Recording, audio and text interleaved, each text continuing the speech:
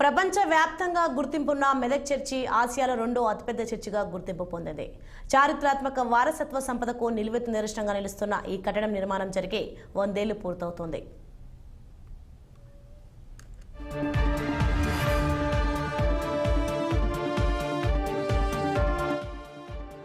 అది మొదటి ప్రపంచ యుద్ధం జరుగుతున్న సమయంలో తినడానికి తిండి లేక, చేద్దామంటే పని లేక ప్రజలు ఆకలితో నకనకలాడి అలమటించారు. అండు రోగాలతో జనం పిట్టెల్లా నేలరాలి చనిపోతున్న దుర్భరమైన పరిస్థితులలో పట్టెడనం దొరికితేనే పంచభక్ష పరమాన్నాలుగా భావించేవారు. సరిగ్గా ఇటువంటి దుర్భర పరిస్థితులలో దేశం కాని దేశం నుండి ఖండాంతరాలు దాటి సాక్షాత్తు పరలోకం నుంచి ప్రభువు పంపిన దేవదూతలా వచ్చాడు చార్లెస్ వాకర్ పాస్నెట్.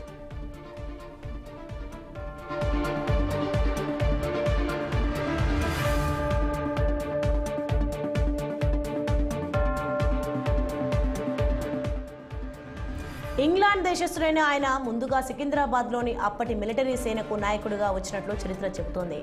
ఆకలితో ఎవరూ చనిపోకూడదని భావించిన చార్లెస్ వాకర్ పాస్నెట్ ఈ ప్రాంతంలో చర్చి నిర్మాణం తలపెట్టాడు. నిర్మాణానికి తన వద్ద ఉన్న డబ్బు సరిపోకపోవడంతో స్వదేశంలో భిక్షమెత్తి మరీ నిర్మాణాన్ని పూర్తి చేశారు వాకర్.